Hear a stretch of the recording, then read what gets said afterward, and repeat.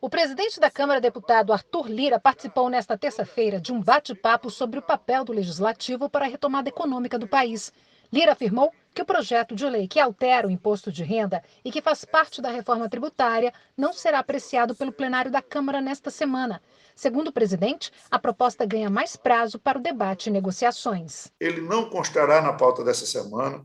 Nós mudamos um pouco a estratégia. Estamos conversando com quem tem interesse em aprovar dividendos no Brasil. Estamos conversando com estados, com municípios, de maneira clara. Nós sabemos o quanto mexe com o interesse a reforma tributária, mexe com o bolso das empresas, mexe com o bolso dos assalariados, dos empresários, de fundos, de dividendos. No Brasil, taxar dividendo talvez seja a coisa mais difícil do mundo, e não é uma discussão fácil. Agora, todo mundo concorda com o conceito.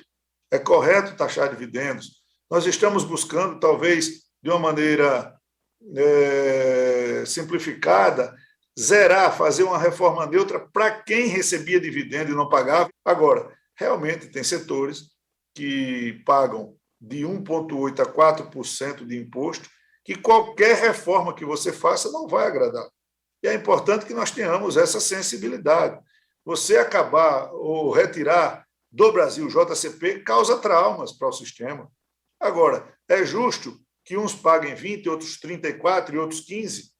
Então, essas distorções são distorções sérias que o Brasil produziu ao longo dos anos. Nunca dissemos que seria um texto fácil, mas nós vamos enfrentar. Lira também destacou a responsabilidade do Congresso com pautas que contribuam para o desenvolvimento do país, mas respeitando o teto de gastos. Entre elas está a proposta de emenda à Constituição dos precatórios. Nós temos interesses monstruosos por trás do recebimento à vista desses precatórios. Não é? É um problema que tem que ser enfrentado claramente.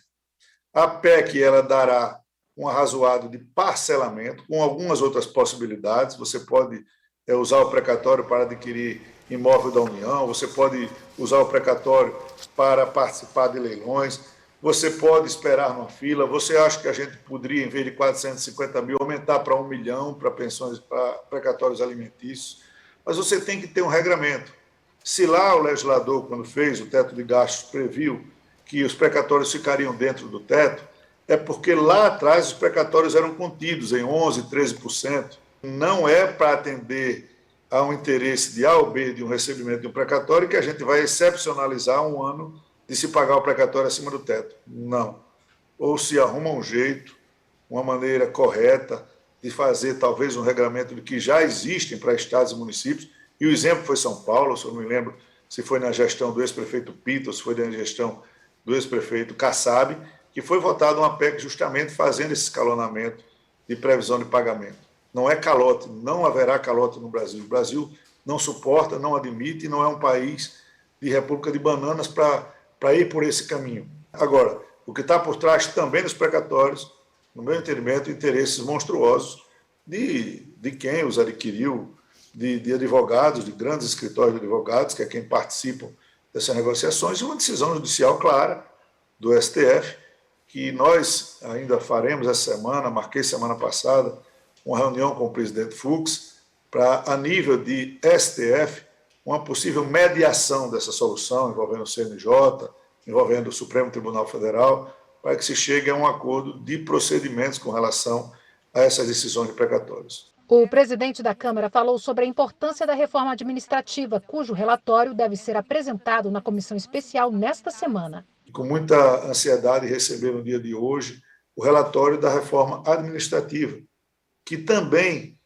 tem um papel muito importante nessa contenção e desenho de gastos, para conter justamente essas especulações de teto, de previsão, de um Estado mais leve, de um Estado mais moderno.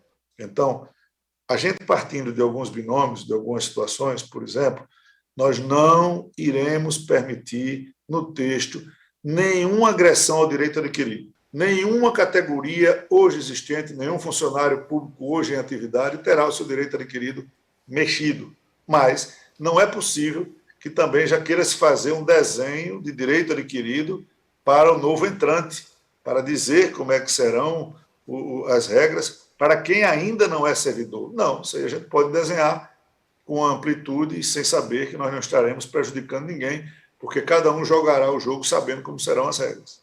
Por fim, Arthur Lira destacou que, concluídas as reformas tributária e administrativa, a Câmara poderá se debruçar sobre o tema do crédito de carbono. Eu reputo essa pauta de regulamentação do crédito de carbono de Floresta em Pé, dará uma resposta muito clara ao mundo de que 62% do território brasileiro é composto de florestas e que nós preservamos e que não são meia dúzia de desmatadores que podem jogar no lixo uma imagem construída no Brasil lá desde 92. Nós somos os maiores geradores de absorção de carbono do mundo.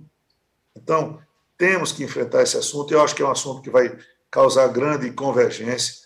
Nós esperamos ter a ajuda de todos que trabalham, labutam nesse tema há muito tempo no Brasil, e se nós conseguirmos, antes de Glasgow, antes da COP26, aprovarmos esse tema na Câmara e no Senado, para chegarmos altivos de deveres cumpridos, de responsabilidades de regulamentação explícitos, eu acho que será um grande passo que o Congresso poderá dar para o Brasil.